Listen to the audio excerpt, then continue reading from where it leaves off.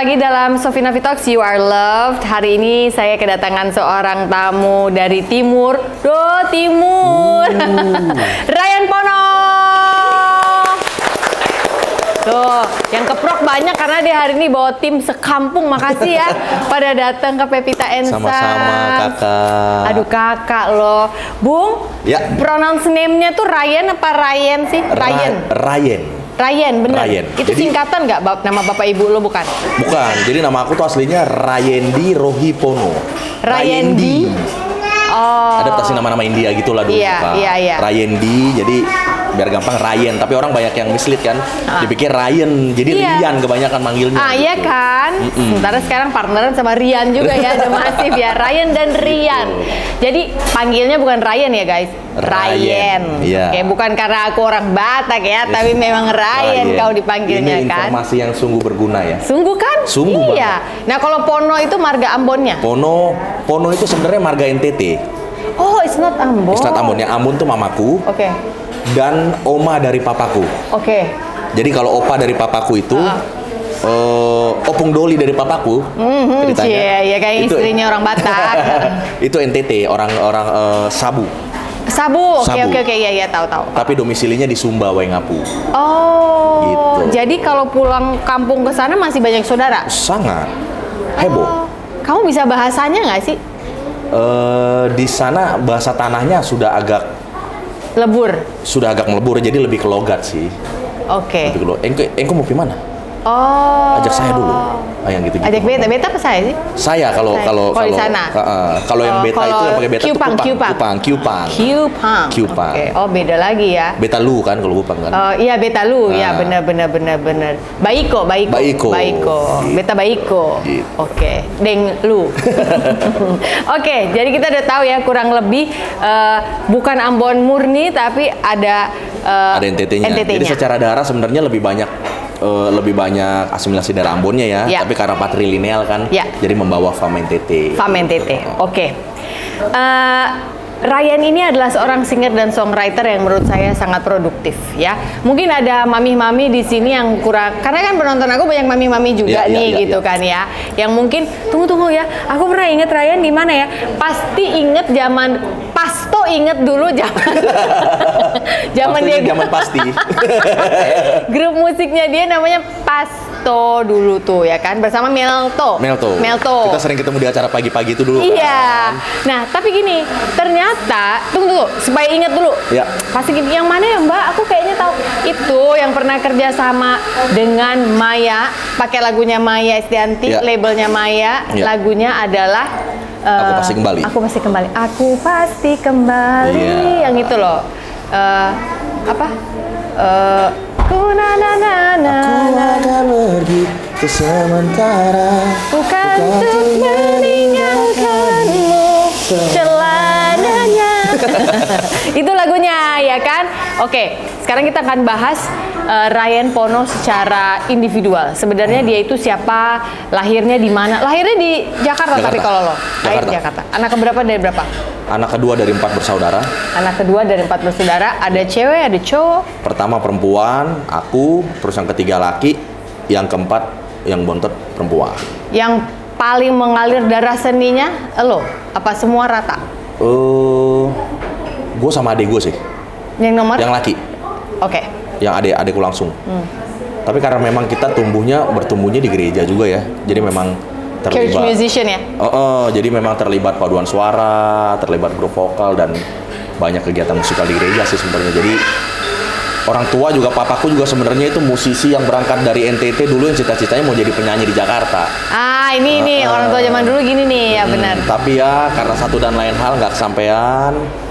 Jadi mungkin energi itu kali ya, yang energi musik yang selalu terdistribusi setiap hari itu akhirnya jadi bikin ketertarikan sama musik gue tuh jadi besar banget. Energinya apa tuh dulu papa? Main gitar, dia entah nyanyi? Main gitar ya, entah zaman karaokean di rumah atau ya pokoknya segala kegiatan hampir diisi dengan nyanyian ya kalau lagi senggang ya. gitaran, nyanyi-nyanyi gitu. Terus hampir seminggu 2 kali ada latihan paduan suara yang keliling ke rumah-rumah Nah, itu dah. jemaat. Iya, Nah itu iya, kita iya. ngikut tuh selalu. Iya, nggak gini loh yang gue perhatikan juga ya dalam hidup ini dengan seiring semakin bertambah umur, gue memperhatikan bahwa jangan-jangan kita ini jadi seperti ini sebenarnya juga bawa cita-cita orang tua. Jadi orang tua udah punya cita-cita, kita pikir itu punya kita nih. Iya. Sebenarnya Tuhan titipin, tapi nanti buat ditularin ke anak, jadinya di anak gitu loh. Ya nggak sih? Sepertinya gitu ya. Sepertinya gitu ya. Kayaknya gitu ya. Jadi Iya. kayak ada banyak hal yang nggak kesampaian sama bokap justru terjadi sama gue gitu. Tapi itu bokap ngomong nggak sama lo? Atau itu cuma observasi lo? Oh ini si bokap pengen jadi musisi nih. Atau dia pernah ngomong, Kayen, papa tuh dulu pengen gini, lalu nggak jadi, kamu aja ya. Nah, ngomong kamu aja ya tuh enggak, tapi Oke. dia cerita, papa tuh dulu gini, tapi nggak pernah ada narasi kayak, tapi gue give up sama cita-cita gue. Nggak pernah Jadi ada. gue mau lo yang meneruskan gitu nggak ada. Pernah. Oke. Nggak ada. Oke. Nggak ada. Tapi secara nggak sadar dan tanpa tekanan apapun, akhirnya ya gue jadi sangat into music banget. Oke. Kalau mama nggak musiknya? Mama juga ya, tapi Juga. sebatas di gereja ya, paduan suara dan lain-lain. Gitu. Tapi kalau punya spesifik talent musik, kalau bokap kan ya bisa main alat musik juga, Iya. bisa nyanyi juga, bisa nulis Iya. lagu juga. Oh, bokap juga nulis lagu. Bisa aransemen choir juga, aransemen breakdown secara notasi dan lain-lain gitu. Oh, jadi inget teman-temanku keluarga Sabah nih dulu, Nah. almarhum Om Daud, modelnya kan begitu Kira-kira juga gitu, ya. iya. Oke. Lu Om banyak Daud sebut gereja tadi. Iya. Lucu nih. Tadi waktu Ryan datang duduk, aku tuh baru sadar kalau aku bilang gini, "Lu kenal adik gue?" Of course kalau Lea kenal lah ya, mereka sama-sama penyanyi. Lah, Tina juga gue kenal. Hah, kok dia kenal adikku yang satu lagi? Kan gue dulu nongkrong bareng, kata dia gitu. Di mana? Depan gereja tuh Setiabudi. Perasaan gue dulu nongkrong di situ. Nih buat temen-temen yang gereja Setiabudi yang nonton, hai, HKBP hello, Setiabudi ya? HKBP Setiabudi gitu ya. Ternyata dia juga nongkrong, cuma beda era. Oh, Beda pantes ya, celah-celahannya mirip. Jadi langsung mengenali. Panter bocor halusnya mirip gitu Mirip ya. Geng-geng Peli 15 ya? Peli 15. Bukan kan? Lo Peli dong. Peli. Karena ternyata dia pun Peli. rumahnya dulu sempat, dia nanya, dulu di mana Kak rumah? Setiabudi, iya, tapi habis itu aku pindah kemana, Senen? Ah, masa gue kan juga Senen gitu. Iya, Sementara aku tuh di daerah Tangga Tinggi situ lah ya, Tangsi Penggorengan. Aku di Queenie tuh seberangnya Kuitang tuh. Nah, Rumah sakit Gatot Subroto. RSPAD Gatot Subroto. Jadi Peli tuh kalau dari situ ke Setiabudi Peli. Bener, nggak ada means of transport lain. Oh, apa itu? Peli. Apa itu Jaksel? Kita Pusat pusat Pride. pride. Sorry Jaksel, pusat pride. Ini yang kalau nonton Melisa Karim pasti setuju nih, karena dia juga anak Senen. Oh gitu. Ya. Oke, Senen berkumpul. Sedap. Sedap. Jadi lu sempet tinggal di area situ ya. Ternyata kita berselisipan musim, Ternyata. tapi ada di satu area terus ya. Gue lahir dan besar born and raised di Senen. Born and raised. Ya, jadi baru pindah dari sana itu rumah orang tua dijual itu tahun 2011. Aha. Baru pindah ke Bintaro. Oh. Terus setelah nikah, gue pindah ke rumah sendiri di Cinere. Gitu. Cinere, oke. Oke, sekarang kita masuk ke masalah musiknya. Ya. Singer songwriter. Sebelum gue masuk ke kemarin gue, wah gila hebat Ryan ada di Java Jazz, dan hebat loh menurut gue, nggak semua musisi diundang terus lo nyanyi Puji di situ Tuhan. your own show. Ya. Sekarang gue mau nanya ini nih. Ada lagu lo kan pencipta lagu. Ya. Tanya Hati. Ya. Itu tapi pas gue cek di YouTube ratusan ribu views covernya, ratusan juta ya. Tapi cover. Ratusan juta ya, Mas? 100 juta lebih. Wow. Tapi cover bro, kan nggak netes ya duitnya ke lu, gimana tuh? Lu memperhatikan itu nggak? Atau lu jangan-jangan baru tahu sekarang setelah kita ngomong? Sebenarnya merhatiin sih, cuman nggak kalau udah ratusan. Terakhir gue ngecek tuh masih puluhan. Berapa terakhirnya? 100 M. 100 M bro. Lihat ya. 100 M. Coba cek dulu supaya kita nggak salah informasi. Sebenarnya officially kan gue bergabung sama sebuah publisher. Jadi publisher ini Yang berjudul mungkin S ini- itu bukan? Hah? Yang berjudul S enggak? Oh bukan. Bukan, beda ya? Bukan, Oke. beda. Jadi dan memang publisher itu kan punya engine yang mungkin Mas Pongki lebih ngerti ya, tapi gue coba menjelaskan. Yang namanya content management system itu. Ya. Gitu. Jadi lewat engine itu bisa mengkurasi Ya. segala bentuk royalti yang ada dari YouTube. Ya. Gitu, dan Nah itu tapi terkurasi secara benar dan terdistribusi dengan benar, itu yang tidak saya pahami. Oke. Gitu. Ada niatan nggak untuk lebih memahami nantinya? Oh sangat dong, Oke. sangat. Berarti lo harus seminggu di sini ya? Musik. Kan 100 M kan? Satu account. Iya, satu account yang cover kan? Iya, yang lain ada lagi. Yang lain yang cover yang lain banyak. Ada Bung, ratusan ya, puluhan ya. Bung, jatahnya ini anak-anak ini, Bung. Nah, itu anak-anakmu dia. ini, Bung. Itu dia, Harus diurus Kakak. itu. Itu dia kayaknya mesti minta tolong Mas Pongki. Oke, abis ini ya kita belajar hitung-hitungan. Oke, jadi menurut aku dia sangat produktif. Barusan kita tanya aja lagunya itu emang enak, tapi lagu itu makanya di cover orang kayaknya enak-enak aja gitu loh. It's apa ya? Singable song lah Iya, gitu iya. ya. Ibaratnya kita nggak usah yang jago-jago amat nyanyi juga, tapi nyanyiin itu pasti Effortless bisa udah enak dapet gitu lah. ya. Udah enak gitu, friendly banget. Nah, lalu sekarang lu bikin Semesta record bareng Rian Masif. ya. Tahun berapa tuh? Officially berdirinya itu 2021 ya.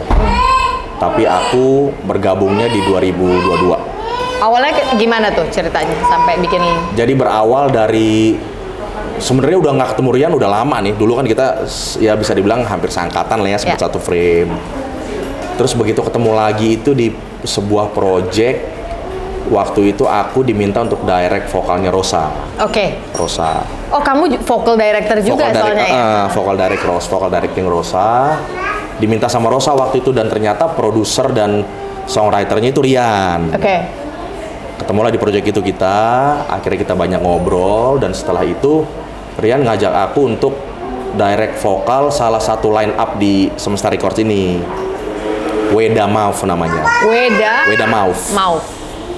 Dan setelah setelah aku direct dia dan mungkin Rian happy gitu dengan hasil dan merasa bahwa sefrekuensi ini kita banyak ngobrol banyak hal mengenai musik, mengenai cita-cita ke depan gitu lah ya, terus cerita-cerita masa lalu semakin nyambung dan akhirnya Rian tiba-tiba kakak kalau lo involve di Semesta gimana gitu. Tadinya dia engage gue sebagai talent gitu karena waktu itu gue baru aja selesai kontrak sama label sebelumnya. Ya. Akhirnya setelah gue bergabung dan gue berpikir oke juga nih kayak bergabung, setelah berjalan berapa bulan terus Rian juga ngobrol, kakak kayaknya seru juga nih kalau lu jadi co-founder lah.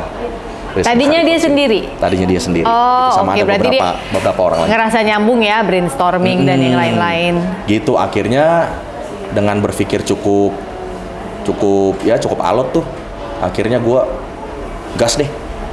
Gitu. 2021 tuh? 2022. 2022 baru dong? Baru, Oke. 2022 awal lah. Oh ya makasih. Ih, sedap. Aduh, waiternya. Waiternya Sini waiter. mirip siapa ya? Oh gitu. Iya. Oh, oke. Gitu. Nah, sejak lo bergabung itu berarti udah merekrut ada berapa artis? Sudah ada 3 artis sama aku ya? Ya. 3. Siapa yang 2 lagi? Weda Mauf, anak 15 tahun yang sudah nulis lagu sendiri dan produce sendiri. Oke. Anak ajaib lah ini. Iya. Weda Mauf, terus ada songwriter, komposer, produser perempuan juga. Anastasia Ria namanya. Anastasia Ria. Ya, 21 tua. Ria. Oke. Anastasia Ria, 21 tahun. Kayaknya label kalian ini suka sama yang singer songwriter ya? Apa? Iya. Iya kan? Iya. Kayaknya kalau dilihat polanya gitu. Apa karena kalian berdua juga songwriter, terus merasa let's make a label yang agak beda nih, nggak Iya. cuma nyanyi tapi lu bisa bikin lagu lo. Jadi cita-citanya memang sama sih, kita mau jadi platform buat anak-anak yang punya pure talent, bukan cuma nyanyi ya, Iya. tapi bisa produce sendiri, bisa songwriting sendiri. Karena makin hari makin kesini kita merasa bahwa yang paling bisa survive adalah penyanyi yang bisa tulis lagu sendiri. Kenapa tuh? Menurut lo begitu? Ya, nggak ada. Menurut gua nggak akan ada kesulitan di masa depan ya. Ya terkait dengan ekosistem musik, dengan banyak kebijakan musik yang hari ini juga lagi kusut-kusutnya gitu ya. Kayaknya kalau kita bawain lagu sendiri dan mempertanggungjawabkan segala sesuatu sendiri, kayaknya akan jauh lebih memudahkan kita gitu, dan ya jadi berkat buat kita juga kan gitu. Tapi biasanya apa sih yang jadi kendala untuk seorang penyanyi nggak mau nulis lagunya sendiri menurut lo? Yang lo perhatikan di lapangan? Pasti langsung buru-buru nyari songwriter aja deh gitu yang udah. Karena nyanyi itu kan sebuah talent ya. Ya. menurut gue juga menulis lagu adalah sebuah talent yang berbeda lagi gitu. Jadi memang ujung-ujungnya itu talent yang harus kita syukuri karena nggak semua penyanyi bisa nulis lagu. Ya, dan nggak harus juga gitu ya, nggak berarti dia salah. Nggak berarti dia salah kan nggak memaksakan kapasitas kan juga jadi makan waktu kan. Ya. Tapi memang terkadang banyak anak-anak muda yang nggak menyadari kapasitasnya karena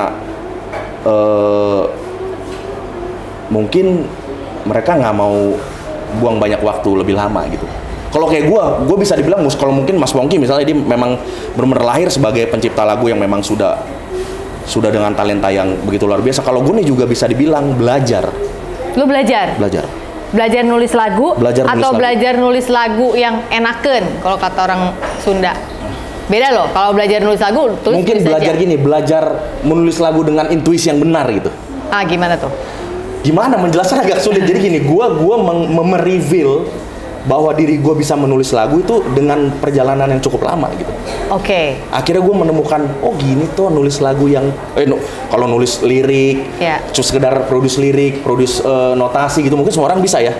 Tapi lagu untuk menjadi sebuah hits ini kan ada formula-formula yang sebenarnya juga nggak bisa diformulakan juga gitu ya. Itu intuisi sifatnya ya. Itu baru aku bilang. Nah itu. Formula tapi belum tentu nembak kan.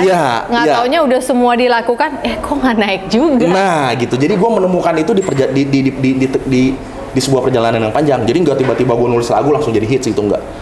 Kak, gue tuh keluar dari Pasto sampai pernah ada momen setelah menikah itu ya, gue nggak bisa makan. Itu nanti kita ceritain.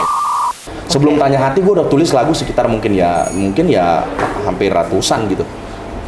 Tapi berarti bang lagu lu banyak dong ya? Lumayan dulu ya. Lu simpen? Iya. Simpen dong, itu harta loh. Iya.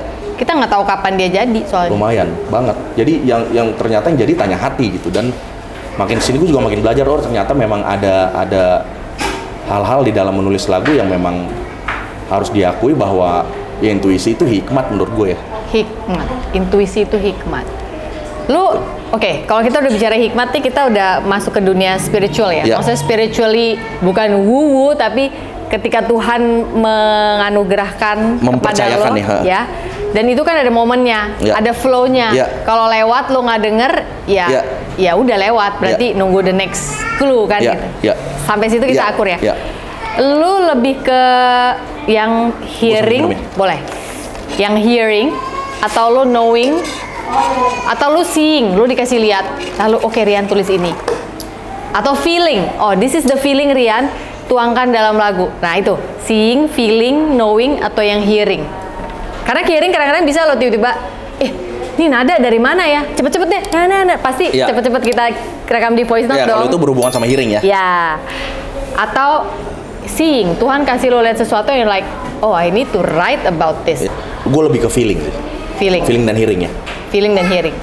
Jadi feeling tuh maksudnya lo dikasih merasakan sesuatu nuansa. Gue orang yang senang berpikir. Gitu. Jadi gue senang mengobservasi banyak hal gitu dengan cara gue sendiri ya. Entah itu overthinking atau overdreaming, yang nggak tahu juga. Jadi gue senang memikirkan banyak hal. Jadi sesuatu yang kecil bisa gue narasikan jadi sesuatu yang menarik gitu. Berarti seeing termasuk ya. Kayaknya tiga-tiganya berarti seeing, hearing, dan feeling. Tapi feeling lebih kuat ya. Iya. Lu ada empati rasa. Iya, ada empati rasa. Misalnya gue di dalam gue kan baru rilis album. Nah ini penting teman-teman. Saya baru rilis album judulnya 40. Dia rilis album judulnya 40 di usianya yang ke-28. Jadi album itu adalah sesuai ukuran sepatu. Cukup visioner albumnya ya. Bertepatan sama ulang tahun gue ke-40 30 Januari kemarin. Gitu. Oke. Nah, di dalam album itu lagunya sangat personal tuh buat gue tuh. Personal yang cerita hidup gue, tentang keluarga gue, tentang banyak fenomena-fenomena di circle gue. Gue kan sebenarnya circle-nya nggak gede tuh, temennya itu aja tuh. Tapi cerita-cerita hidup mereka cukup bisa menginspirasi gue gitu. Ada satu lagu judulnya Mulai Kesepian. Mulai Kesepian ini adalah observe gue dari fenomena teman-teman gue itu banyak yang punya karir luar biasa. Nggak ada masalah lah sama keuangan ya. Terus dia tuh omnipresence, di mana aja dia hadir, temennya banyak. Saingan Tuhan. Saingan Tuhan maksud lo omnipresent. Dia bilang omnipresent, gue sampai belalang. Oh, maksudnya Jadi orang ada di maksudnya di mana mana-mana. aja tongkrongan, di mana Oke. aja hype dia ada. Pasti ada. Jaringannya luas banget gitu. Oke. Tapi ternyata, dia masih sendiri sampai hari ini. Tidak berpasangan, Tidak berpasangan. maksudnya. Oke. Jadi di kedalaman hatinya ternyata sekeren-kerennya orang, semapan-mapannya orang, ketika dia hidup sendiri itu pasti ada rasa kesepian ternyata. Oke. Semua orang bisa alami ini. Iya. Oke.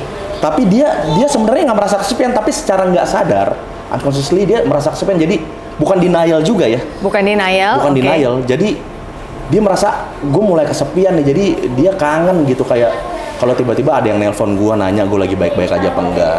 Nah gitu tuh, hal-hal yang gitu gue Lo bisa tangkap tuh ya? mengangkat, gue bisa capture itu. Gitu. Oh, judulnya apa tadi? Mulai kesepian. Mulai kesepian. Ya. Waduh. Terus ending lagu tuh gimana tuh? Gue belum Ending dengar lagunya ada refnya itu ada yang memelukku. Ada. Lagu ini untuknya kekasih hayalan.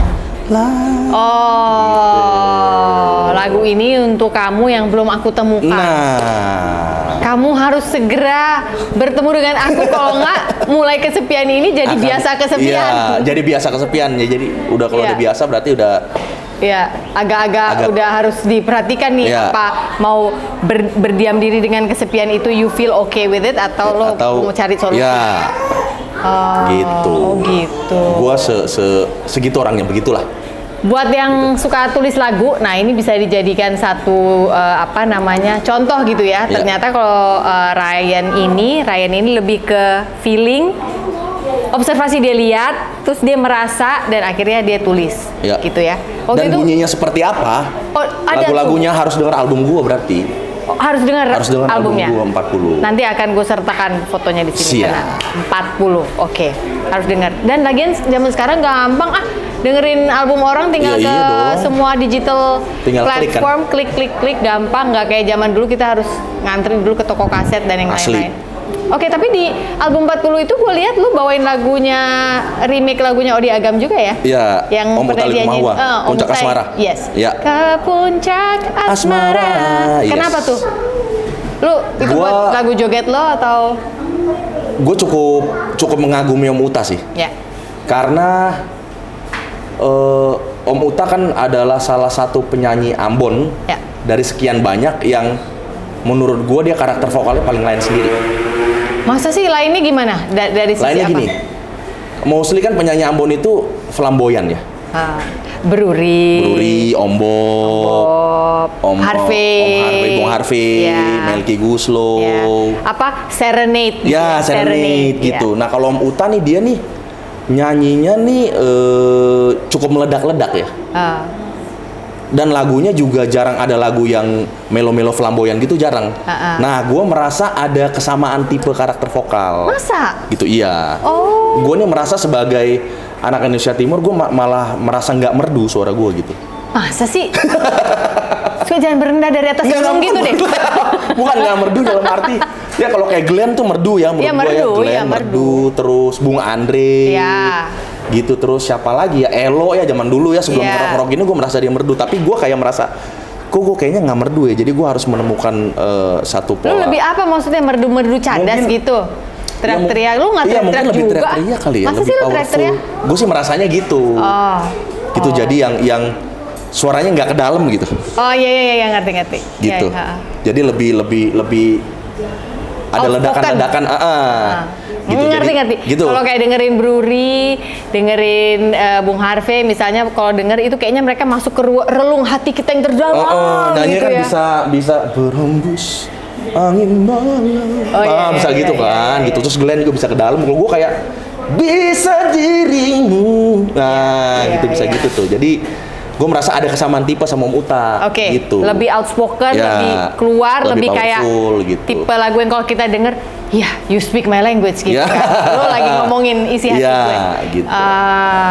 Oke. Jadi itu makanya lo suka sama Dan gue memang suka dua lagu Om Uta, Puncak Asmara sama Tanda-Tanda. Tanda-tanda. Tanda-tandanya. Ah. Iya. Iya, itu ciptaan siapa ya Bapi kalau tanda-tandanya? Tanda-tandanya itu kayaknya Om Odi Galing juga ya, Mas Odi. Om Odi juga ya. Sama. Luar biasa ya dia tuh nyiptain lagu. Sadis banget. Sadis. Oke, jadi mengambil lagu itu di remake dari sekian banyak lagu, yang lainnya ciptaanmu sendiri. Iya, yang lain ciptaanku sendiri, dan sama aku nge-remake Tanya Hati juga secara direkam secara live version. Gitu, oke. live recording. Which is good dong ya, berarti sekarang Tanya Hati masternya udah punya kan? Iya. Oke, berarti lebih gampang lagi kita bicara tentang ke depan untuk memetik-metik dari cloud-cloud itu nanti ya. Yes. Oke, bikin Semesta Record udah, cerita soal dia sebagai singer-songwriter udah. Aku mau nanya sekarang soal Pasto. Ya. Ya, ini nggak mungkin kita nggak bertanya ini kalau dengan lo. Pasto itu sebenarnya sebelumnya akar baharnya itu dari akar bahar Antero Boys ya, apa sih awalnya? Jadi Dia grup vokal Ya. cowok-cowok kan? kok tahu loh? Lah iya Antero dong. Boys. Lah iya dong. Emang gue hidup di tahun berapa ya, tahu Enggak, nggak maksudnya Antero kok tahu Boys? ada narasi Antero Boys di dalam Pasto itu. Oh, mungkin nggak tahu. Mungkin research gue bagus kali ya. Iya, jadi- Tapi emang iya kan, bener nggak? Iya. Mundurnya Jadi, ke sana. Pasto itu sebenarnya berawal dengan nama Antero Black. Antero Black.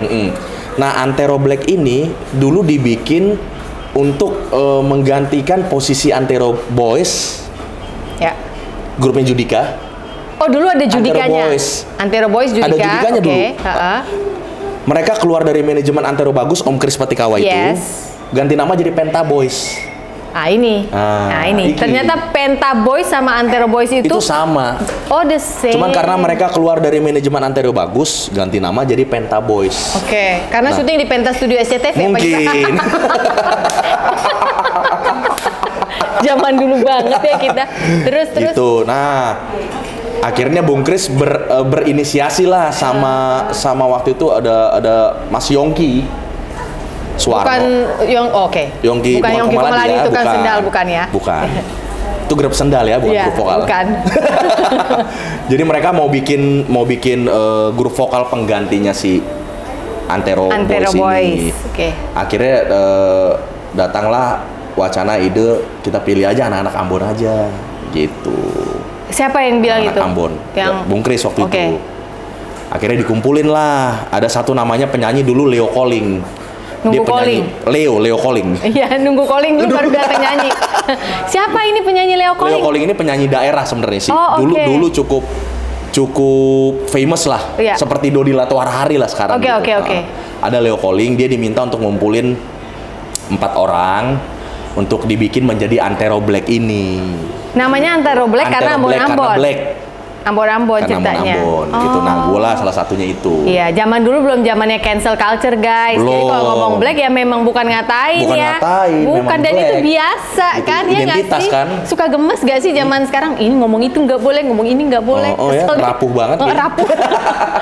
Gemes. Oke, Antero Black isinya berapa tuh? Antero Black isinya 4 orang. 4. Siapa aja? Leo Calling, Rudolf itu yang akhirnya sabar ya. Leo Calling, Rudolf, Bobby sama gua. Oke, Bobby ini Bobby siapa? Bobby adalah dulu penyanyi salah satu penyanyi regular cafe yang juga bandnya lumayan oke lah Oke, dulu. orang Ambon juga. Ambon juga, Oke. semuanya Ambon. Oke. Semuanya Ambon. Nah, akhirnya di perjalanan 2002 itu terbentuk tuh. 2002 akhir kita ketemu Glenn. Oke, si 4 orang ini. 4 orang ini. Si Antero Black. Antero Black. Ketemu Glenn. Terus kita diminta waktu itu Glenn lagi main ke kantor Antero Bagus, dipanggil Bung Kris kan untuk nih lo temuin dulu nih ada Adik-adik. anak Ambon, ada adik berbakat nih gitu.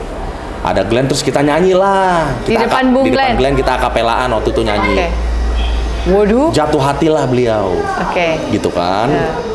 Dan mungkin karena waktu itu juga dia lagi lucu-lucunya juga Glenn kan, tahun Iya, itu kan, iya. lagi terbakar-tebakarnya, jadi tiba-tiba jiwa mudanya langsung berstatement, kalian keluar dari Antero Bagus, ikut gua aja.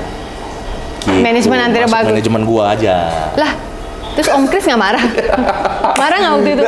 Ini gue mau tahu. Waktu Gimana? itu karena memang Ya karena waktu itu juga ya Bung Kris waktu itu sudah ada di usia yang juga sudah lumayan sepuh gitu juga.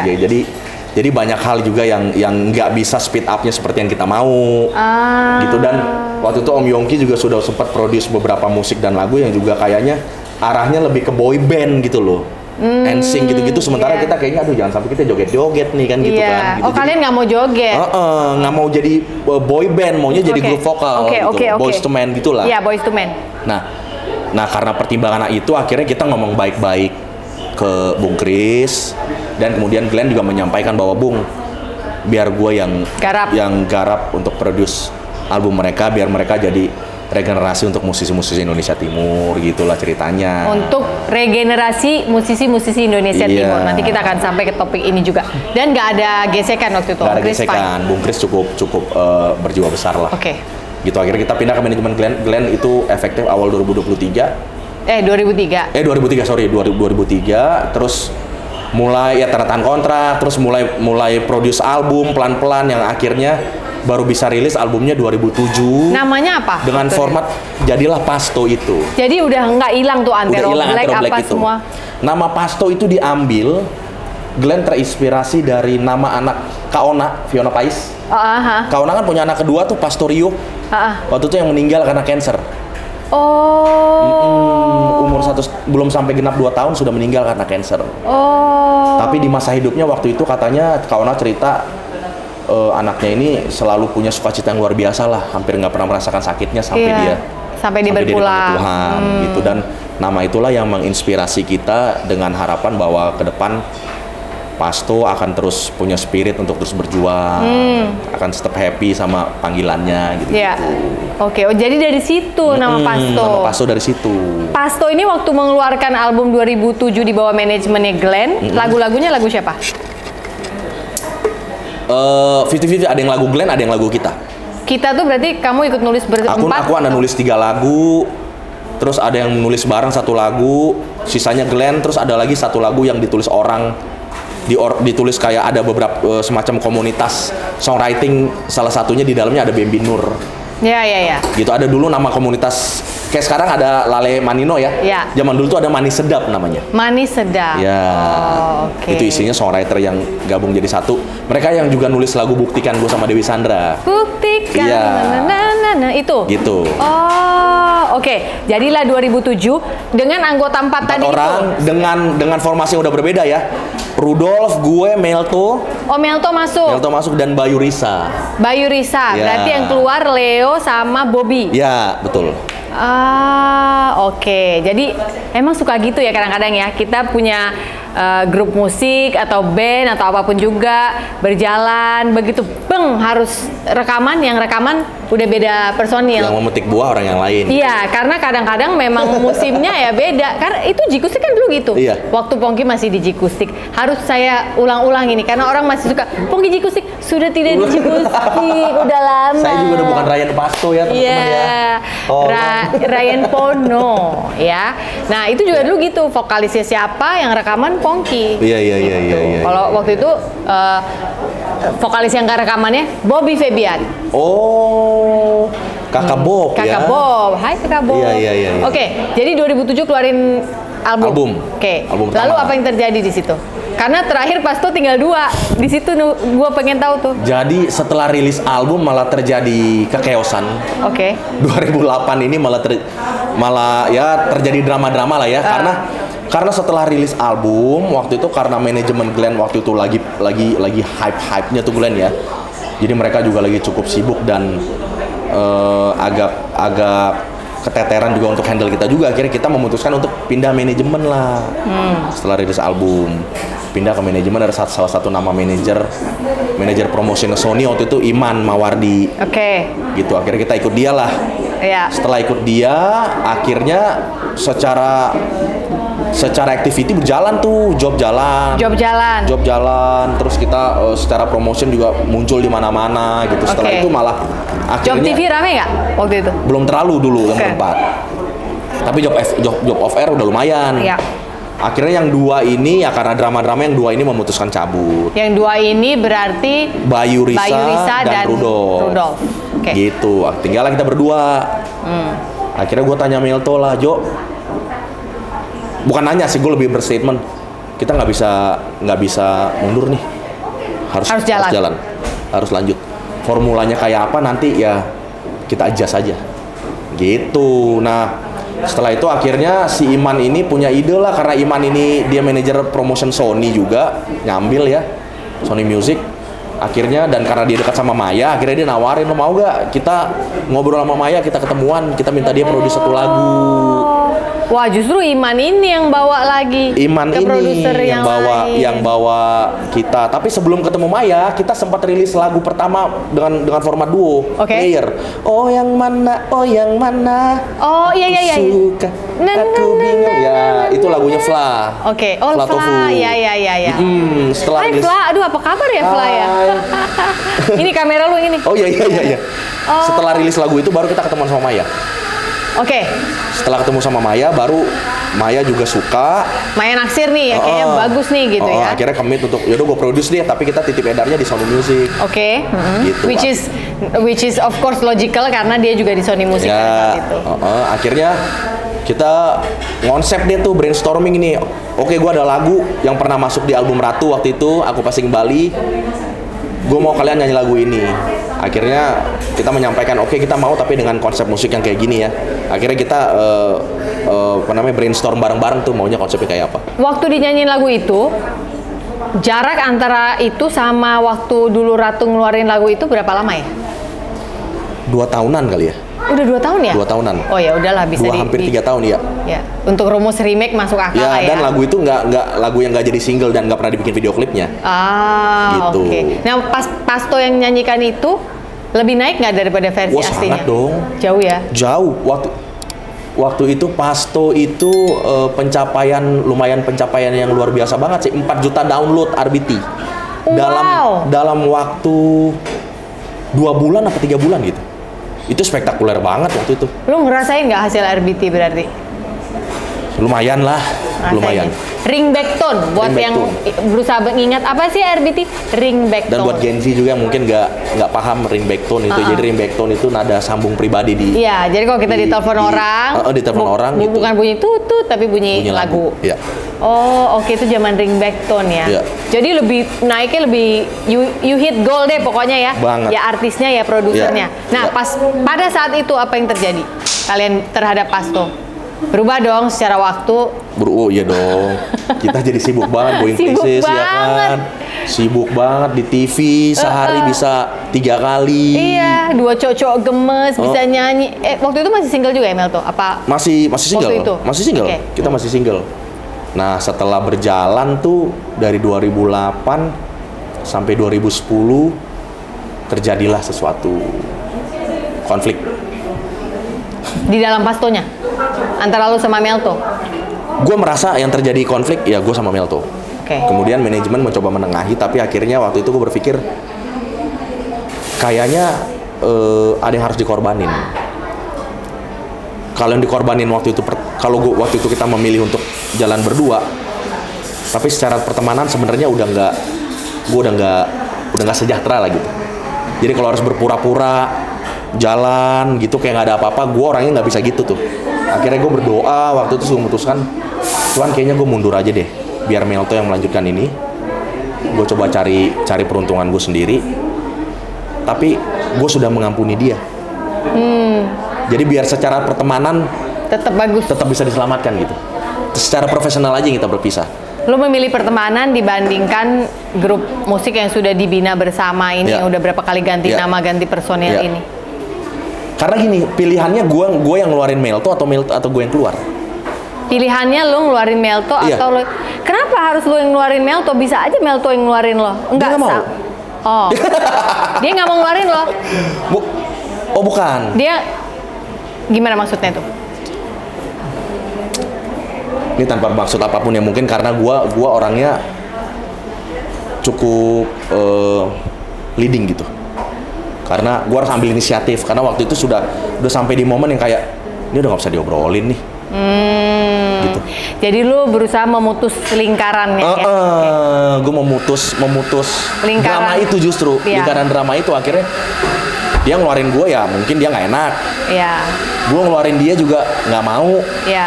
Gitu. Tapi someone has to take action. Ya, I'm the one. Yang akhirnya mengambil Action. posisi itu. Ya, akhirnya gue cabut deh.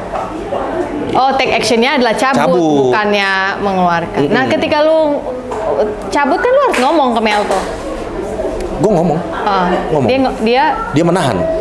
Jangan dong gitu. Jangan. Jo, terus gue bilang dia nahan, udah lu jangan cabut lah. Tapi dia menahannya setelah udah drama tuh.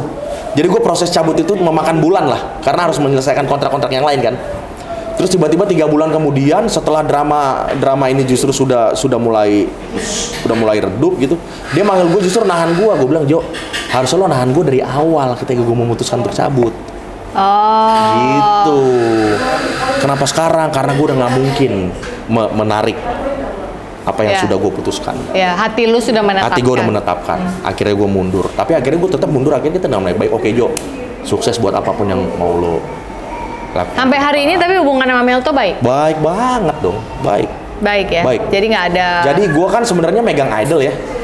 Megang idol tuh maksudnya? Vocal directing idol. Oh, vocal directing untuk Indonesian Idol. Indonesian Idol. Okay. Nah, karena gue sudah... Semua season? Dari zaman Citra. Oke, Citra tuh... Citra Scholastica itu tahun 2010 ya. Iya. Udah selama itu? Iya, okay. Tapi setelah itu gue gantian sama Irfanat. Oke, Irfanat. Gue balik lagi itu zaman Marion Jola. Oh. Gitu, okay. Marion Jola, terus lanjut tuh sampai ke Tiara, Ziva, Mahalini dan lain-lain. Kemarin tuh semua semua sama gua. Terus yang special season, yang Rimar dan lain-lain.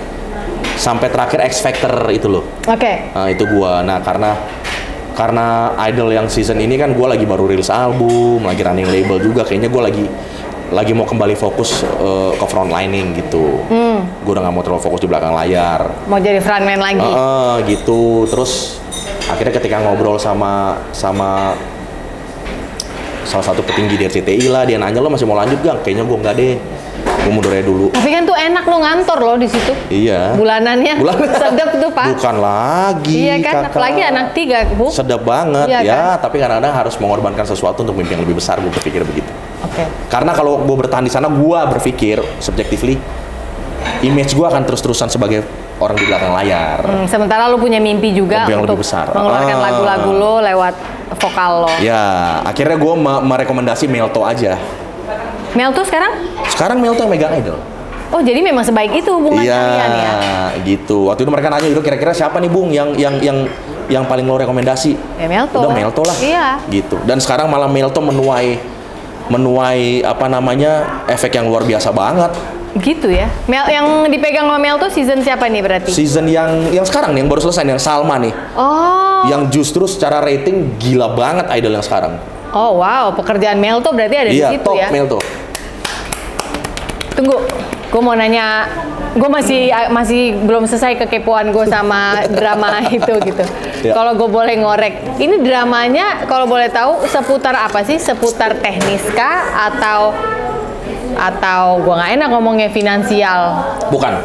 Manajerial? Nggak ada hubungan sama finansial, nggak ada hubungan sama manajerial juga. Ya Melto waktu itu punya masalah pribadi yang menurut gue harusnya dia bisa selesaikan secara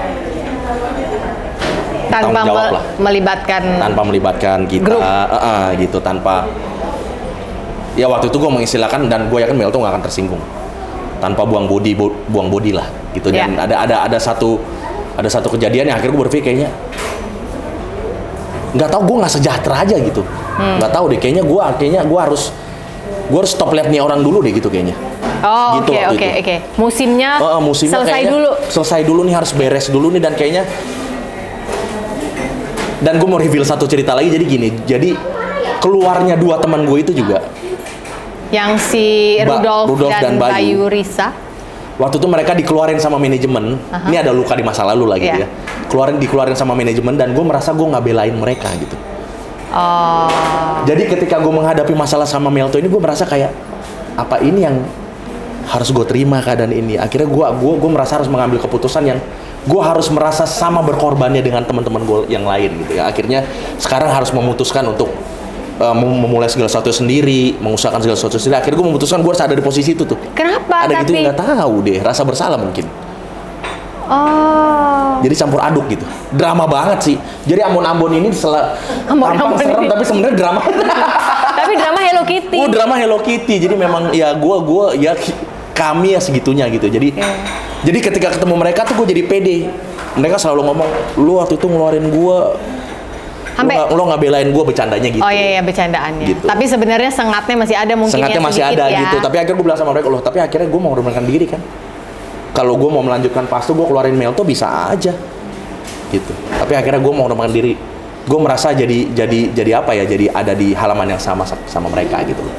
Tapi itu membantu hidup mereka move on nggak menurut Nggak lo dengan lo juga. berkorea? Karena enggak kan? Itu loh Tapi maksud gue yang move gue. on. Oh, oke. Gitu. Oke. Gue yang move on. Karena Gue yang selesai jadinya. gue masih I still cannot wrap my head around. Ya. Kenapa lo harus merasa gue berkorban deh supaya Karena memang waktu itu gue nggak belain mereka. Pada saat mereka mau dikeluarin gitu, mungkin karena ambisi waktu itu ya, gue nggak mencoba mau menang karena masalahnya nggak segitu gedenya. Sebetulnya. harusnya belaable. Ya bela-bel harus jangan, kita ngobrol dulu sama mereka. Oh lo ya bodoh deh. Tapi gue Yang penting kita terserah jalan. deh. Yang penting kita bisa dapat Jalan kesempatan yang jelas gitu, bisa jalan terus. Oh I see. Jadi lo pegang guilt-nya di situ. Iya. Oke. Gitu. Make sense. Drama ya? Drama. Tapi kita kan belajar ya dari Banget. drama-drama kita ya. Banget. Kalau ada sesuatu yang bisa lo lakukan berbeda pada saat itu, apa yang akan lo perbuat? Ini nih, Ryan yang sekarang nih, Ya. yang tadi keluarin album sesuai ukuran kaki 40 Ya. itu, di usia 28. Balik ke masa itu, masa dimana, nih keluarin aja dua ini, biar kita bisa lanjut. Apa yang kira-kira lo akan lakukan berbeda? Dengan pikiran lo yang sekarang ya, hikmat lo yang sekarang. Karena Tapi mungkin bukan itu aja yang gue pikir. Hah? Karena dampak terhadap apa yang terjadi sekarang, kalau dengan dampak apa yang terjadi sekarang, gue nggak mau merubah apa-apa sih. Oke, oh iya. Karena hal itu yang membawa banyak Oke, iya, fair banyak enough sih. kedewasaan buat gue. Iya, Toh hidup mereka juga sekarang baik-baik aja. Baik-baik ternyata, aja, ya. ternyata gue juga bukan malaikat yang bisa menyelamatkan siapapun. Lu nggak berkewajiban juga Enggak, menyelamatkan. justru gue melakukan itu untuk menyelamatkan diri gue sendiri dari rasa bersalah itu. Hilang nggak tapi rasa bersalah? Hilang. Hilang. Oke, ini menarik nih. Gue jadi nggak merasa berhutang dengan siapapun gitu. Ada ganjelan berarti waktu itu. Ada simpul yang lo harus merasa harus lo buka. Rilis ya. Rilis. Oke. Nah mereka berdua sekarang di mana?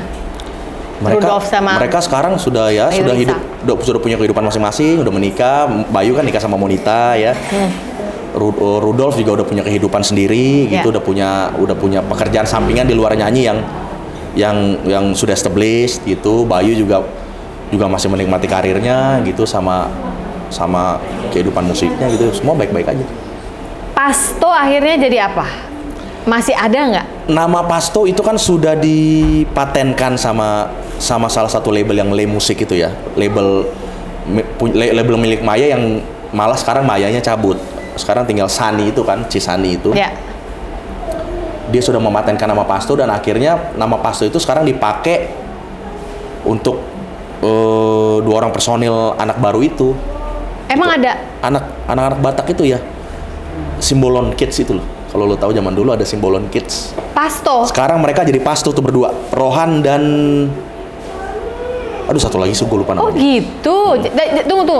Wait. Let me get this straight. Jadi Pasto itu masih ada, Masih ada, tapi tapi isinya orangnya udah beda. Tapi namanya masih Pasto. Iya. Di bawah Pasto jilid 2 lah. Iya, yang pegang sekarang si Le Musik. Sani. Ya. Sani Le Musik Le Musik pegang. Rebel, ya. Sudah keluar album single? Single. Udah banyak singlenya mereka. Mereka udah terbentuk dari 2017 16 gitu ya, apa 15 lupa, udah lumayan lama. Jadi gini, Ini menarik ya, Pasto Ambon sama Pasto Batak. ya. Jadi setelah gue cabut, sempat Melto jalan dengan pengganti gue tuh ada Mario Hutagalung. Oke. Pengganti gue jalan tuh sekitar 2 tahunan mereka. Oke. Gue cabut 2011. Sebagai Pasto. Sebagai Pasto. Tapi tidak rekaman ya, job of air aja. Apa mereka sempat bikin single? Sempat bikin album repackage. Oh sempat. Sempat. Oke. Dengan suara Mario. Dengan suara berarti. Mario, Oke. suara pengganti Mario. Terus menarik kan, kalian pasti nggak sadar. Terus? akhirnya sempat berjalan 2 tahun. Nah setelah itu mereka berkonflik lagi sama label dan manajemen. Akhirnya mereka keluar dari manajemen itu, tapi nggak boleh bawa nama Pasto. Oke. Akhirnya mereka ganti nama. Si Mario dan Melto ganti nama. Iya. Jadi Pasto taro keluar ganti Iya, nama. ganti nama. Di situ gue marah lagi sama Melto. Kenapa lagi? Lu kan udah keluar masih ngomelin anak Jo, orang. gue nih udah mengorbankan diri cabut dari Pasto. Harusnya lu juga punya fighting spirit yang lebih besar untuk bisa jaga nama ini. Jangan hanya karena sedikit ketakutan tuh sebelum lu give up gitu aja. Gitu, gue akhirnya gila men, nama Pasto itu sakral bro. Gue Iya. tiba-tiba bisa lo yang keluar, tau gitu lo aja yang keluar, gue yang nerusin. Dulu. Jadinya complicated lagi, tapi gue nggak marah, maksudnya bercanda gitu ya. Karena akhirnya lo yang akhirnya jadi dari nol lagi kan. Iya. Karena biar bagaimanapun gue aja yang sampai saat ini masih tetap ada bayang-bayang Pasto di belakang gue gitu. Iya. Apalagi lo yang memang personil Pasto pada waktu itu dan memang lo survive dengan lagu-lagunya. The Last Mohican tuh dia ya. The Last Mohican banget. Iya. Gitu lah. Oh gitu. Dan akhirnya duo dia dan Mario itu juga sudah nggak ada, sekarang dia udah sendiri. Udah nggak ada, udah sendiri. Udah solo. Dan malah sekarang jadi Melto vocal lebih director. fokus ke belakang layar vocal director. Oke. Ya. Usia lo sama Melto jauh ya bedanya? Beda Melto tuh 80, gue 83. Oh nggak jauh Nggak ya? jauh, nggak jauh. Oke. Jadi secara haki Pasto punyanya label namanya, punyanya Iya, si Cisani Le Music. itu, Sani Iya, Le Music Sani, itu. Sehingga sekarang mereka bisa naruh siapa aja gitu Iya. ya. Jadi sekarang Pasto model baru adalah Rohan dan Iya. maaf tadi aku akan tulis namanya Iya. adik kakak. Adik kakak. Dulu mereka punya grup namanya Simbolon Kids bertiga. Oh, ini nggak ada hubungannya sama penyanyi Batak Rani Simbolon ya? Oh kayaknya mereka saudaraan deh. Ya pastilah. Oh, paling nggak satu arisan lah ya. Sama Guntur Iya. Simbolon. Iya, benar. Speaking of which, pasti ada beberapa orang di sini yang kaget kalau aku bilang istrinya Ryan ini orang Batak. Orang Batak. Kok lu bisa tiba-tiba ketemu Boro Batak di mana? Waktu itu kita dipertemukan karena ketidaksengajaan. Waktu itu sama-sama nonton konsernya Glenn, showcase-nya Glenn di salah satu tempat di Jakarta Selatan lah. Akhirnya dan kebetulan dia memang waktu itu kerja di situ sebagai head PR. Dan akhirnya begitu lihat tuh, Aduh, Nona manis juga Nona. kayaknya ini jadi bini cocok ya. Kayak dia bisa urus drama-drama saya ya itu gitu. kayaknya dia bisa menghandle saya dengan cara yang tepat gitu. Oh, jadi bukan Perasaan itu timbul waktu itu. timbul. Jadi bukan karena nongkrong di gereja gue itu dulu, bukan ya. Karena kan tuh HKBP juga. Dia jauh, dia di HKBP Kayumas sana di Jakarta Timur. Oh, jauh. Jauh. Oke, I see. Oke, jadi disitulah ketemu Iya. dengan istri.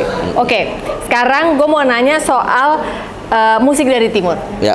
Oke, lu tadi sebut lu main nama Glenn. Sepertinya memang circle lu itu ya, seputar geng-geng Amboina Ya. yang pejuang dari timur gitu ya. Bahkan di album lo yang paling baru ini aja nih, Ya. yang 40 ini, Ya. ada satu lagu yang Lagu judulnya pembuka apa? judulnya Cinta dari Timur. Cinta dari Timur.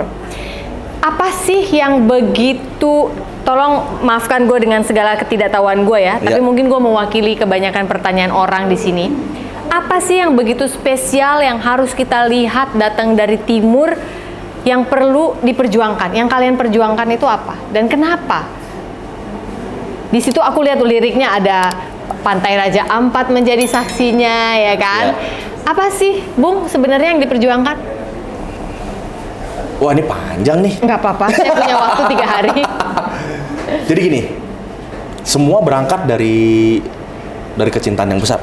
Nggak tahu kenapa gue lahir besar di Jakarta, tapi apa yang ditanamkan sama bokap gitu ya. Bokap kan merantau ya. Kalau nyokap lahir besar di Jakarta juga. Oh, oke. Bokap merantau dari NTT. Apa yang ditanamkan beliau secara effortless, bukan yang lu harus mencintai, enggak. Tapi secara effortless itu justru yang jadi nempel banget di gue gitu. Kayaknya primordialismenya cukup tinggi gitu jadinya gue. Kayaknya rasa akan kayak mungkin komunitas Mungkin juga Kalau kata orang Batak, makuling mudari, darahnya bicara. darah bicara, Ya. darah ngomong nih ya kan.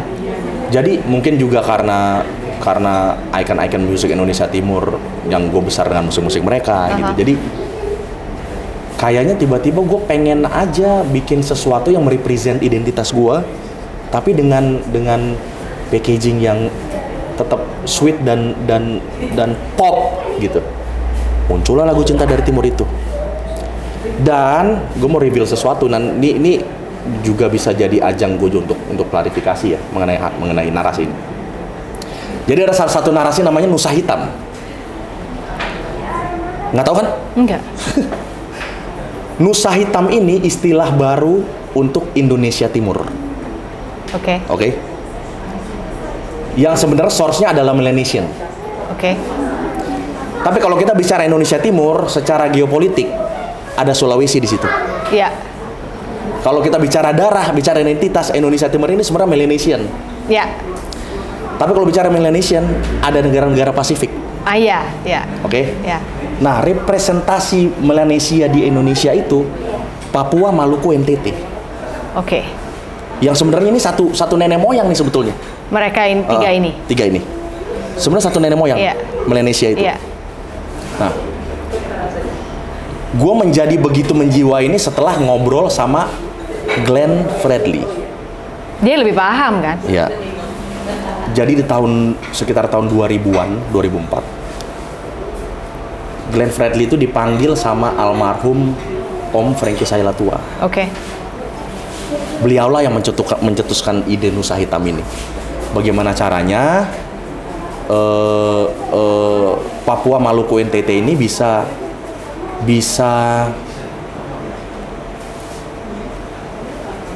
teramplified gitu dengan seni budayanya. Karena beliau merasa waktu itu banyak isu-isu Indonesia Timur yang bisa di lift up dengan narasi seni dan budaya gitulah awalnya. Dan waktu itu Glenn ngobrol sama gue sekitar bulan Februari 2020 sebelum dia meninggal. Kan sebelumnya gue sempat maju politik ya. Oh, sempat nyalek Gue sempat nyalek politik tahun 2018. lewat partai, lu ikut partai? Merah. Merah, oke. Dapil NTT. Oke. Tembus nggak? Nggak tembus. Nggak tembus. Gue kursi keempat waktu itu gue dapat suara sekitar 31.000 lah. 2020 nih. 2018. 2018. Ya, yang caleg Yang terakhir pileg ya. sebelum. Terus gue sempat akhirnya nggak jadi tuh. Akhirnya gue ketemu Glenn, sempat exercise lah urusan inilah, bagaimana pergerakan Nusa Hitam, bagaimana pergerakan untuk mengamplify Ambon City of Music dan lain-lain itu lewat narasi Nusa Hitam ini. Udah sempat exercise dan lain-lain lah, udah sempat mau bikin banyak activity gitu. Nah, dalam proses itu tiba-tiba gue semakin kayak, terus tiba-tiba Glenn ngomong gini, Nyong, panggil gue Nyong ya, jangan gue terus kayaknya yang harus Bunyi. bergerak mengenai ini. Lo juga udah mulai harus bergerak. Karena pentingnya regenerasi itu kan dia bilang. Jadi kayaknya dia menyebutlah, mention tuh dua nama. Kayaknya yang bisa gue andalkan itu adalah lu dan Berry Likumahua. Berry, oke. My Body. Iya. Berry Likumahua. Dua nama ini, terucap, ya, dua nama terucap. itu. Lu belum tahu saat itu dia akan pergi ya? Belum tahu. Terus Glenn akan pergi. Begitu setelah ngobrol, oke Nyong, gue kirim lo beberapa berkas, nanti kita exercise by Zoom aja. Karena COVID waktu itu kan nggak bisa terlalu banyak teman. Gue ngobrol sama Glenn itu di M Block itu dari jam 8 malam, dari jam 11 malam sampai jam 2 pagi, lo bayangin Kak. Dan Glenn nungguin gue dari jam 8 malam. Kakak, gue kayaknya telat nih, kita atur hari lain aja, gue bilang, karena gue ada job nyanyi waktu itu. Nggak apa-apa, lo tetap kesini, gue tungguin. Glenn Fredly nungguin gue dari jam 8 sampai jam 11 malam. Gue bilang, ini ada apa? Segitu pentingnya nggak dia. pernah segininya, biasanya kita yang nungguin dia. Iya. Kan gitu. Segitu pentingnya dia mau hand over something ya. Nggak tahu ya, apa yang gue pikir waktu itu, gue nggak tahu. Iya, lo nggak tahu dia begitu bakal kan. berpulang kan? Dan nggak lama setelah kita ngobrol itu, dia kan meninggal bulan. Ya, ini Februari. Nggak, April ya? Bukan Februari ya? Bukan. Dia meninggal April kalau nggak salah. Gitu. Setelah dia meninggal, gue jadi tertegun. Gitu loh ya. Mungkin ini udah masuk ke ranah apa, gue juga nggak ngerti, ranah spiritual atau ranah apa gitu. Akhirnya gue merasa apakah ini yang harus gue lakukan. Akhirnya gue sempat berjibaku tuh sama diri gue sendiri tuh. Lo mau melanjutkan narasinya apa enggak? Gue udah mempertimbangkan segala bentuk resikonya juga. Jangan sampai nanti ada statement, lo sok ke Glenn-Glennan, lo mencuri panggung Glenn Fredly. Glenn, iya. Oh, lu sempat mikir itu ya? Sempat mikir itu dan terjadi. Ada yang ngomong gitu? Oh iya. Banyak. Dan circle yang penting yang ngomong gitu. Apaan sih ini Ryan gitu ya? Jadi mereka merasa bahwa gue tuh mau jadi Glenn Fredly. Ya ngambil momen. Padahal bukan. Siapa sih yang tidak mengidolakan dan tidak merole modelkan Glenn Fredly sebagai musisi? Siapa? Ya. Generasi gua. Siapa? Semua. Siapa yang nggak merole modelkan seorang Pongki dalam menulis lagu? Siapa? Semua gitu kan. Yang gua coba teruskan nih spirit pergerakan Indonesia Timurnya, bukan spirit karyanya, bukan spirit sok nulis lagu kayak Glenn Fredly atau sok nyanyi kayak Glenn Fredly, bukan itu. Jadi jangan salah kaprah gitu. Ryan is Ryan. Dan gue lahir dari daerah yang sama, Indonesia Timur. Kalau kemudian musik gue juga punya similaritas yang sama kayak Glenn, karena kita memang lahir di era musik yang sama, dengan referensi musik yang sama. Mau tahu siapa ayah saya dalam musik? Siapa? Babyface. Oh oke, ya. Ini referensi Glenn Fredly juga, bos. Ya. Gitu. Jadi kalau dibilang ngikutin, gue mau klarifikasi hari ini enggak lah. Siapa yang bisa menggantikan Glenn Fredly? Enggak ada lah. Glenn Fredly itu sudah figur yang mahal lah di industri musik Indonesia gitu. Jadi ini kesempatan gue juga meluruskan bahwa kenapa sih segitu ngototnya gue sama Indonesia Timur? Karena Kak, masih banyak isu-isu di Indonesia Timur yang nggak bisa diteriakan dengan cara yang sporadis gitu. Jadi lewat musik gue merasa bisa menyampaikan ini secara tertib, secara elegan, dan bisa mempropaganda banyak hal gitu. Makanya gue tulis Cinta dari Timur. Yeah. Di lagu itu ada lirik Pulau Sumba, Pantai Raja Ampat, dan Laut Banda. Harapan lo apa berarti kalau secara musik orang lebih memperhatikan, atau orang mau berkunjung, atau orang mau memulai pembangunan? Kalau bicara talenta musik lah ya dulu ya. Talenta seni budaya di NTT itu, di Indonesia Timur itu gila banget. Oh iya, kalau itu talentanya gila banget. Dan sampai hari ini skena musik Indonesia Timur kan gede banget ya. Tapi tanpa kita sadar yang gede lagunya, tapi nggak subjeknya. Orang nggak tahu siapa yang nyanyi lagunya. Jadi gue merasa ada permasalahan di dalam keberhargaan diri ya, self esteem anak-anak Indonesia Timur. Yang punya talenta ini mereka nggak berani maju. Jadi menurut gue solusinya adalah mereka harus punya someone to look up gitu loh. Yang ketika mereka lihat dia bisa, gue juga berarti bisa. Kayak dulu Ryan melihat Glenn. Gitu. Gue mau terus berkarya supaya mereka punya bukan patokan sih, bukan juga role model terlalu besar. Ryan adalah kita. Iya. Kita adalah Ryan, bisa terwakili gitu. Iya. Dulu kan waktu Glenn muncul ya, itu kan di era-era Yana Yulio, di era-era penyanyi yang bening-bening, cakep-cakep, good looking gitu ya. Terus tiba-tiba ada Glenn Fredly, yang kulitnya hitam. Yang mukanya juga ya so-so gitu ya. Bahkan dengan penampilan yang biasa-biasa aja gitu, yang mewakili pada awal muncul. Yang mewakili kok kayaknya gue banget nih orang gitu. Kamu bisa relate ya? Yes, yang lahir juga dari keluarga yang biasa-biasa aja. Iya, orang normal kulit sama kok bisa dia? Aku juga bisa. Kok dia yang selama ini terstigma bahwa lo harus jadi penyanyi kulitnya harus putih, harus keren, rambut harus jingkrak, nggak boleh keriting, harus lurus, gitu. Terus begitu lihat dia kayak, wah ini Arab, gitu. Lihat Glenn akhirnya gue jadi berani punya mimpi untuk menjadi superstar gitu. Orang Indonesia ada yang begini juga kok, gitu ya maksudnya. Self esteem gue jadi bertumbuh, bukan self confidence loh. Self esteem itu. Nah itu yang terjadi, hal yang sama yang terjadi sama gue di generasi Indonesia Timur hari ini yang ada di sana ya. mereka nggak pede, gitu, nggak berani bersaing, nggak berani speak up bahwa mimpi itu harus diperjuangkan. Lo kalau di sana Kak, itu banyak satpam yang suaranya bagus-bagus, yang mereka bisa nulis lirik bagus-bagus. Nelayan yang pada saat mereka lagi nongkrong-nongkrong di pinggir pantai itu suaranya bagus-bagus banget. Iya. Yang bikin kita minder ya. Iya dong. Apakah saya layak jadi penyanyi? Tuh gua memang Suara merinding. bung ini. Iya, kayaknya gue jualan cilok aja deh gitu kalau denger mereka nyanyi. Itu jadi gue yakin suara mereka yang sebagus ini dan setulus ini berarti mereka bisa menstimulasi diri mereka untuk bisa berkarya bikin lagu sendiri gitu. Iya. Gitu sebenarnya They just sesederhana itu. Don't know how gitu ya.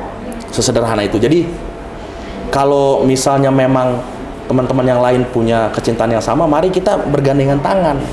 Jangan menjudge gue dengan narasi apapun. Enggak. Karena gini, gue yakin gini. Output banyak yang keren ya. Tapi input yang paling menentukan. Ketika segala sesuatu dilakukan dengan hati yang tulus, hati yang benar, gue yakin pasti akan ada buktinya. Ryan Pono sampai hari ini nggak gimana-gimana banget menurut gue, tapi Tuhan sampai hari ini nggak pernah meninggalkan gue. Terus menciptakan infrastruktur untuk gue bisa terus bergerak. Ketemu Asal lo mau gerak. Iya. Ya. Menemukan gue dengan banyak resources dan jaringan yang akhirnya bisa elevate perjalanan gue yang pelan-pelan bisa sampai di Titik target-target yang sudah lo tentukan, milestone Iya, nih. milestone. Karena kadang-kadang kita juga suka gitu sih ya, minta sama Tuhan ini itu, tapi kitanya nggak gerak ya. Iya. You need to move. Yes. Ya. You need to move di mana Tuhan bergerak. Ah itu kayaknya ya. Iya. Dan gue percaya Tuhan akan merestui segala sesuatu yang baik. Cuman masalahnya kan terkadang kan kita bermasalah sama endurance ya. Iya. Bukan willing ya. Iya. Willing kadang-kadang mau, tapi once kita udah tabrakan sama endurance, gue capek nih. Udahan Gue stop gitu. aja deh. Gitu. Nah itu yang kita kembali ke obrolan tadi yang gue bilang bahwa hikmat Tuhan itu yang paling luar biasa. Apa yang nggak pernah didengar telinga tidak pernah timbul dalam hati. Jadi sesuatu yang selalu ada dalam diri gue bahwa Kak, gue tuh keluar dari Pasto sampai pernah ada momen setelah menikah itu ya, gue nggak bisa makan. Nggak ada penghasilan. Nggak ada penghasilan, tabungan sudah habis, job udah nggak ada. Usia waktu itu? Itu 2014 ya? Iya, usia waktu itu udah berapa? 31. What? Sampai gue harus, wah ini gila sih. Gue harus ke restoran nasi Padang. Waktu itu gue ngontak di daerah Bintaro. Gue udah gak malu sih ceritain ini, udah lucu. Gue ke restoran nasi Padang, ya kenal gue ya tukang nasi Padang itu. Ya mas, gue pesen, mas saya pesen makanan, ya pesen 4 bungkus tuh. Buat gue sama istri gue makan pagi sama malam. Gue pesen 4 bungkus. Terus begitu mau bayar, gue yang belaga ketinggalan dompet. Aduh, dompet ketinggalan. Gue tuh paling gak bisa nih. Cerita-cerita gini gue paling gak bisa nih, gak bisa. Oke, Padahal terus? dompet bukan ketinggalan, nggak ada duit. Nggak ada. Tabungan udah habis, udah nggak ada lagi yang bisa dijual. Anak waktu itu udah ada? Belum ada. Oke, masih Dan berdua. waktu itu banyak tawaran untuk gue main di kafe. Reguler? Dengan harga yang lumayan. Tapi karena kekerasan kepala gue waktu itu, gue bilang gue nggak mau. Gue masih punya mimpi yang lebih besar. Idealis? Gue percaya ini cuma fase yang harus gue lalui. Istri Dan bini nggak gua apa-apa? perlu tahu. Istri nggak ngomel tuh? Ambil aja Ini lah. hebatnya Boro Batak nih. Eda Batak ini ya. Eda Batak. Jangan kau ragukan. Jadi istri gue ini mensupport apapun yang jadi keputusan gue. Keputusan besar ya artinya ya. Apalagi yang berhubungan dengan karir. Tapi yang pasti segala sesuatu sudah gue jelaskan sama dia secara komprehensif gitu bahwa gini. Once lo main di kafe, ya mungkin secara penghasilan lo besar, tapi untuk lo bisa balik lagi ke industri menjadi figur yang punya karya, kayaknya akan sulit. Gitu. Jadi dia juga percaya gue, dan waktu itu gue berhasil meyakinkan dia bahwa ini hanya fase yang harus kita lewati. Udahlah. Wow. Setelah itu gue Lu anak kedua yang sangat pemberani ya ngomong begitu. Bukan. Antara pemberani apa pemimpi ya, beda tipis, Bung. Iya, Oke, iya, terus. iya. Terus akhirnya setelah itu Tunggu dulu. Ya. Orang itu percaya lo ketinggalan dompet? percaya dong. Percaya. Oh ya nggak apa-apa mas, gampang mas. Terus? Lu pulang bawa Udah, nasi? setelah itu gue pulang ke Bintaro kan. Setelah itu nggak berapa lama kemudian gue belum sempat ke situ lagi, dia udah tutup, udah pindah tempat, dan sampai hari ini, mas. Aduh, sini nih, Mas? Minta maaf dulu. Kalau inget saya, nanti saya bayar 20 kali lipat. Iya. Gitu, jadi sampai hari ini belum ketemu Si Uda itu. si Uda itu. Dan setelah fase itu, akhirnya nggak lama. Fase itu nggak lama tuh, sesuai keyakinan gue, nggak lama. Setelah itu gue ketemu sama salah satu petinggi partai merah ini. Iya. Yang akhirnya dia mengajak gue untuk berpropaganda lewat seni dan budaya. Iya. Jadi gue diminta untuk memusikalisasi lagu-lagu puisi-puisi Bung Karno. Oke. Bikin album juga yang berasal dari tulisan-tulisan Bung Karno sama tim ya waktu itu ya. Itulah Awal. project itu yang menyelamatkan gue. Mulai ada penghasilan lagi. Mulai ada penghasilan lagi, mulai berjalan lagi, mulai reguler, punya penghasilan reguler lagi, dan akhirnya gue bisa DP rumah. Oh iya, dari situ tuh. Dari situ. Project-project itu. Project-project itu, yang tadi sempat pindah apartemen, terus bisa DP rumah, bisa beli rumah, gitu. Artinya gue percaya bahwa nggak ada apapun selain musik ternyata yang bisa gue olah terus. Dalam hidup lo. Iya. Dan akhirnya membawa gue sampai hari ini. Bukan turun, tapi naik. Naik. Jadi Tangan Tuhan tuh ya. ya, Tangan Tuhan. Jadi ternyata dari proses Termasuknya Densi Uda yang hari itu harus jualan. buanget. Percaya aja deh Raya nih. Buanget. Jadi gue Dengan bisa ngomong dompet. gini karena gue sudah melalui bahwa yang gue simpulkan adalah gitu. Ternyata perjalanan hidup gue waktu itu ibarat lagi dari Jakarta menuju ke Ciawi misalnya. Jadi hasil akhirnya tetap posisinya lebih tinggi. Tapi di dalam perjalanan yang melewati naik turun. Jadi hasil akhir gue percaya Tuhan selalu menyiapkan tempat yang terbaik. Tapi kan kadang-kadang gini, kita cuma berekspektasi, cuma berproyeksi di mana kita mau sampai gitu ya. Sampai kita lupa dari mana kita berangkat kan. Ya. Kalau kita ingat dari mana kita berangkat, harusnya kita jadi sadar bahwa kita sudah ada di tempat yang lebih tinggi yang Tuhan. Udah elevasi sebenarnya. Sudah elevasi sebenarnya. Iya. Jadi itulah yang jadi pengingat gue terus. Sebelum punya proyeksi dan ekspektasi yang tinggi jauh ke depan sana, gue selalu ingat dari mana gue berangkat. Itu siapa yang ngajarin lo waktu kecil? Enggak ada. Nyokap bokap? Yang bokap titipin sama gue cuma jadi laki-laki pemberani, jangan pernah jadi beban, dan selalu menyelesaikan apa yang sudah lo mulai. Cuma 3 hal ini. Oke, selesaikan apa yang sudah kau mulai. It's good ya. Jangan pernah jadi beban orang lain. Itu aja. Jadi gue merasa dengan kerayan Ponoan gue ini yang sampai hari ini gue masih merasa bukan siapa-siapa dibandingkan yang lain. Tapi gue bisa melakukan yang sama dengan apa yang mereka lakukan. Berarti ada sesuatu yang lebih besar daripada gue nih sekarang, yang sedang menyiapkan segala sesuatunya buat gue gitu kan. Iya. Wow. Lu bakal ceritain nggak nanti ke anak-anak lu? Kan masih kecil-kecil sekarang. Cowok-cowok ini. 3 hal ini yang sudah gue bagikan dari sekarang sama anak gue. Gitu, jangan. Gue selalu bilang sama mereka, sebelum kamu menjadi pintar dan bisa melakukan banyak hal harus punya 2 BK. 1 berani, 2 belajar. Kalau kamu nggak punya keberanian, kamu nggak akan bisa punya willing untuk belajar. Jadi setiap mereka mau belajar berenang, mau belajar sepeda, mau belajar apapun, kalau mereka ketakutan, gue selalu bilang ingat 2 B, apa tuh? Berani dan belajar. Oke. Wow. Gitu. Wuh.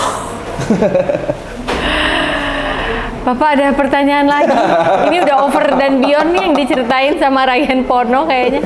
Kita tampilkan tukang nasi padang. Tara, tara, tara, tara, tara. Mas bayar Mas. Makasih ya buat udah tukang nasi padang Iya, ya. makasih banget Anda ya. dikirim Tuhan hari itu Itu untuk ngasih gizi makan. hari itu yang mewaraskan saya untuk bisa terus berjuang. Iya, luar biasa. Gitu. Oke, setelah album 40 ini masih masa promo nggak? Masih masa promo. Lagi mau jalan tur 5 kota. Tur album 40, tapi jalan darat kayak zaman dulu, Mas. Iya, Naik bus. Bandung. Elep. Bandung, Semarang, Jogja, Surabaya, Bali. Ini termasuk yang paling enggak, berarti ntar lu datang lagi? Datang lagi nanti, Iya. startnya itu di Agustus akhir. Nah ini kan liburan soalnya Ya, liburan. kan. Oke. Ntar lu datang lagi kan kalau ada cerita lagi, undang lagi orang ini. Iya dong. Dia cerita Ceritanya udah lagi, lain lagi tuh. Oke, jadi kita tunggu nanti hasil turnya gimana, ntar cerita-cerita lagi Siap. ya pas lo datang lagi bulan Siap. Agustus. Lalu untuk Ryan Pono kita berdoa agar tetap punya semangat setiap hari. Amin. Karena aku mengatasnamakan semua penonton Sofina Vitox hari ini mau berterima kasih karena lo udah berbagi semangat. Pasti saat ini yang nonton mungkin ada yang berada di dalam posisi yang mungkin mirip dengan lo yang lo ceritain tadi, dan harapan dari kami bahwa Anda tidak menyerah hari ini. Karena hari ini bukan hari yang baik untuk menyerah, tapi katakan itu setiap hari. Amin. Oke, thank you Ryan Pono. Thank you, Kak. Sampai ketemu lagi. Thank you. Selamat menikmati liburannya, guys. Thank you. You are loved. Bye. Gile bro. Lu ketawa lu terakhir bikin gua nangis. Ini dari keluarga Batak ya? Gimana maksudnya? Batak sama Ambon apa-apa endingnya nyanyi? Ya, iya.